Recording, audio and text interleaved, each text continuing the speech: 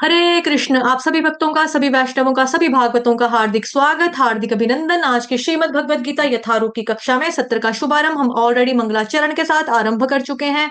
आपकी चल रही है बैक टू बैक क्लासेस। तो अभी हम करेंगे श्रीमद् भगवद गीता यथारूप अध्याय 2, जिसका नाम है गीता का सार। उसका श्लोक संख्या क्या बोलते हैं इसको, 45 यानी कि 45 को देखने और समझने का प्रयास करेंगे। ठीक है जी। श्रीमद् भगवद गीता यथारूप की जय। और Shrimad Bhagavad Gita as it is, chapter number 2, verse number 45। त्रैगुण्य विषया वेदा निस्त्रे गुणयो भवार्जुन निर्द्वंद्वो नित्य सत्वस्थो नियोग क्षेम आत्मवान। हरे कृष्ण। पढ़िए आप सभी। अब अपना कैमरा बंद कर दो प्लीज, ठीक है। हरे कृष्ण पढ़ो। त्रैगुण्यविषयावेदा विषयावेदा निस्तुन्यो भवार्जुन इंद्वन्द्वो निर्योगक्षेमात्मवान्। आत्मवान, ठीक है, बहुत अच्छा गाया सभी भक्तों ने। अनुवाद और तात्पर्य जगत गुरु श्रील प्रभुपाद द्वारा। श्रील प्रभुपाद की जाए। वेदों में मुख्यतया प्रकृति के 3 गुणों का वर्णन हुआ है। अभी पढ़ा ना हमने आज भी कि सभी के अकॉर्डिंगली क्या था, अपने अपने शास्त्र दे दिए उनको।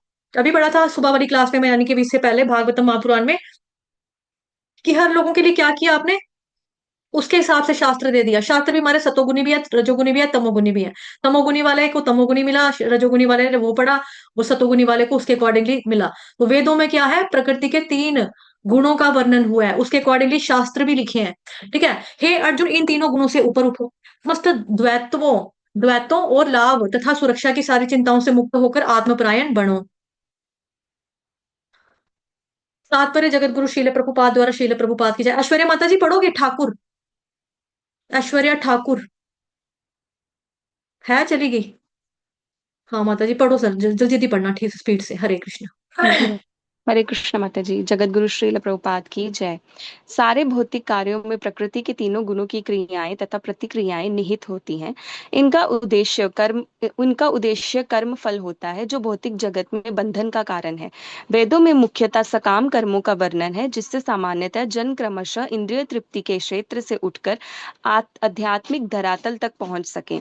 कृष्ण अपने शिष्य तथा मित्र के रूप में अर्जुन को सलाह देते हैं कि वह वेदांत दर्शन के आध्यात्मिक पद तक ऊपर उठे, जिसका प्रारंभ ब्रह्म जिज्ञासा अथवा परम आध्यात्मिकता पर प्रश्नों से होता है। इस भौतिक जगत के सारे प्राणी अपने अस्तित्व के लिए कठिन संघर्ष करते रहते हैं। उनके लिए भगवान ने इस भौतिक जगत की सृष्टि करने के पश्चात वैदिक ज्ञान प्रदान किया, जो जीवन यापन तथा भव बंधन से छूटने का उपदेश देता है।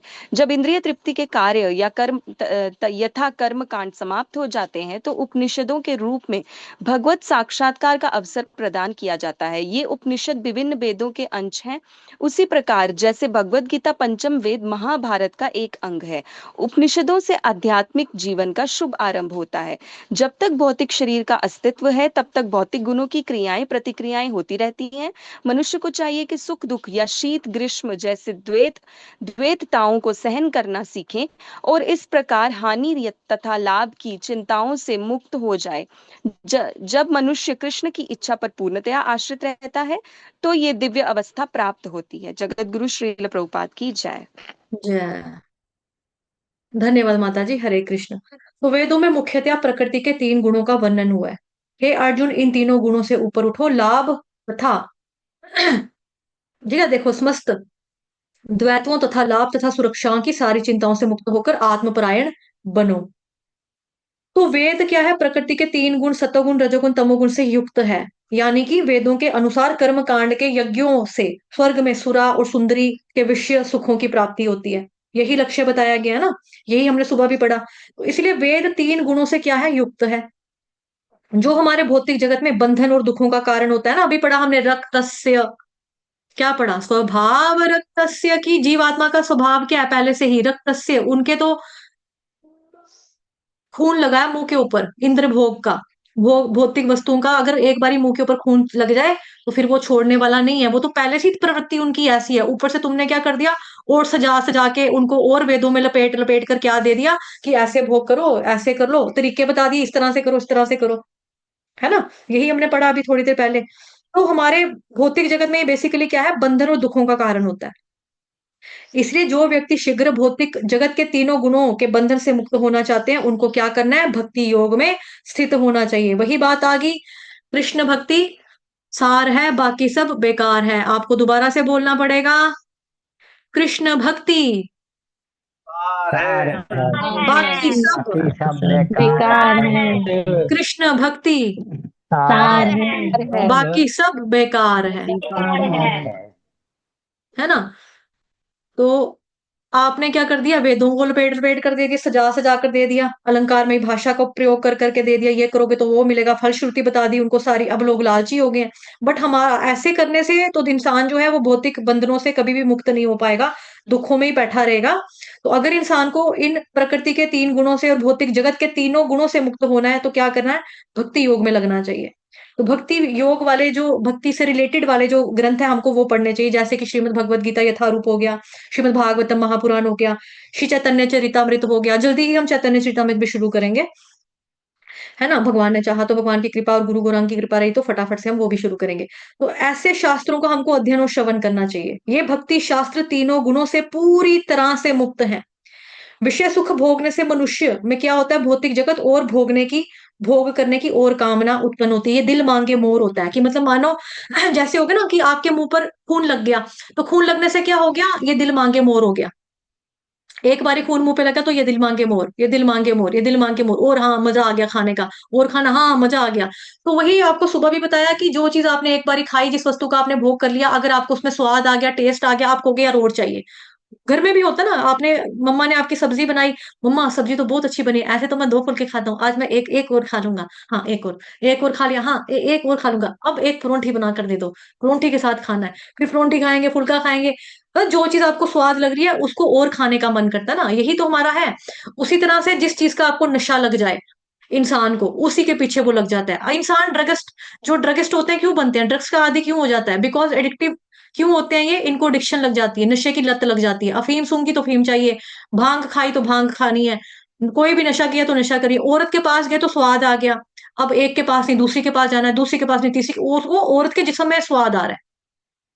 तो ये क्या हो गया, भौतिक भोग अगर हम ऐसे ही भोगते रहेंगे तो हम कभी भी जो है इस क्या बोलेंगे, कर्मों के बंधन से मुक्त होने वाले नहीं है, भौतिक संसार से हम कभी भी मुक्त होने वाले नहीं है।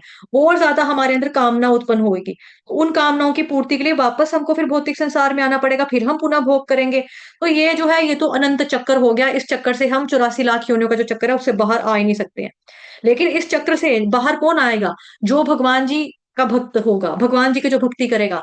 और भगवान जी का धाम कैसा है, भगवान का जो धाम है वो नित्य शाश्वत धाम है। श्रीमद् भगवद गीता के 15वें अध्याय के 6ठे श्लोक में भगवान कहते हैं, ना तद्भासयते सूर्यो न शशांको न पावकः यद्गत्वा न निवर्तन्ते तद्धाम परमं मम। कि भगवान का धाम ऐसा है जहां पर कोई भी वो नहीं है, जन्म जरा मृत्यु व्याधि नहीं है, जहां पर कोई भी आपको भौतिक ऐसा जैसे प्रकाश की आवश्यकता पड़ती है यहाँ पे, सूरज की, चंद्रमा की, आर्टिफिशियल लाइट की, बिजली पानी की, अग्नि की, वहां कोई ऐसा नहीं है। वहां का भगवान जी का जो बॉडी का प्रकाश है, आध्यात्मिक प्रकाश, उसी से सारा निष्कारा चको चौंध रोशनी रहती है। और जो वहां पर एक बार जाता है, यद गतवाना निवर्तन्ते तद्धाम परम मम, जो भगवान जी के धाम में एक बार जाएगा वो वापस इस लोक में तो लौट के आने वाला नहीं है, वो वहीं का वासी, परमानेंट वासी वहीं का हो जाएगा। गोलोक वृंदावन वासी परमानेंट वो हो जाएगा, उसको यहाँ पर आने की जरूरत नहीं है। लेकिन ऐसा कौन हो पाएगा, जो भगवान जी की भक्ति करेगा, भजन करेगा। भगवान जी का शाश्वत धाम है जहां जन्म जरा मृत्यु व्याधि इस तरह के दुख नहीं है। तो ऐसा व्यक्ति जो भौतिक गुणों में लगा रहेगा, भौतिक भोगों में लगा रहेगा, वो कभी भी प्राप्त नहीं कर पाएगा भगवान वाली जगह को। तो इसीलिए विषय सुखों को भोगना क्या है, हानिकारक। अभी सुबह भी पढ़ा ना कि जो आपका ये रक्तस्य, ये भौतिक भोग कैसे हैं, जहर के बराबर है। तो क्या बोल रहे नारद मुनि ऋषि वेद व्यास को, आपने तो बता बता के लोगों का तो बेड़ा गर्क कर दिया, वो तो उनकी तरफ ही लगे हुए हैं, है ना। घृणित कार्य किया आपने, अनुचित कार्य किया है। उचित का अपोजिट अनुचित, उचित का मतलब ठीक काम किया, अनुचित का मतलब गलत काम कर दिया, घृणित कार्य कर दिया। इस कार्य से तो घृणा आ रही है कि क्या काम कर दिया आपने ये। है ना। तो नारद मुनि उनको समझा रहे हैं कि आपने ये क्या किया। वही चीज हम दोबारा यहीं पे पढ़ रहे हैं भगवत गीता में। तो विषय सुखों का भोगना क्या है, हानिकारक है। इसीलिए श्री कृष्ण अर्जुन से बोल रहे हैं कि अर्जुन, विषय सुखों से विरक्ति उत्पन्न करो। और उत्पन्न करते हुए क्या लिखा है यहाँ पे, समस्त द्वैतों और लाभ तथा सुरक्षा की सारी चिंताओं से मुक्त होकर आत्मपरायण बनो। समस्त द्वैत भाव हो, जैसे कि लाभ है या हानि है, जय है या पराजय है, सुख है दुख है, इन चीजों से ऊपर उठकर क्या करो, आध्यात्मिकता में स्थित हो जाओ और युद्ध करो, युद्ध करो। ये बता रहे हैं अर्जुन को भगवान। ठीक है। तो वेदों का मतलब ये नहीं है कि आपने सुन लिया वेदों में ये लिखा है तो उसके ही पीछे लगो। भागवतम महापुराण जो है, श्रीमद् भागवतम महापुराण, यही है बेसिकली हमारे लिए कि ग्रंथराज श्रीमद् भागवतम महापुराण इसको बोला जाता है ग्रंथराज। ये राजा है ग्रंथों का, सभी ग्रंथों का राजा है। ठीक है, सभी ग्रंथों का राजा है। तो हमें भगवान की शरण में जाना है। यही है आत्मपरायण का मतलब। यहाँ पर आत्मपरायण का मतलब ही यही है आपका। ठीक है, कर्मकांड इत्यादि ये सब भोगना भोगना ये सब नहीं है, इनसे ऊपर जाओ। रजोगुण सतोगुण तमोगुण, इनसे ऊपर उठो। ठीक। तो ओके, आज आपके लिए अनाउंसमेंट ये है कि अब हम मिलेंगे आपसे 11 से लेके 6 बजे तक। लेकिन 6:30 7 बजे तक कल सेशन चला गया था, आज भी 11 से 6 7 बजे तक हम रहेंगे। महाराज जी के लिए प्रार्थनाएं करेंगे, हरे कृष्ण महामंत्र का अखंड जप करेंगे, बीच में हम कीर्तन भी करते हैं। तो कीर्तन का टाइम हम ज्यादा कर रहे हैं क्योंकि आप लोगों का इंटरेस्ट कीर्तन में ज्यादा है, माला में कम है। अब मुझे प्लीज बता दो, आप लोग 16 माला तो अच्छे से करते हो ना, है ना।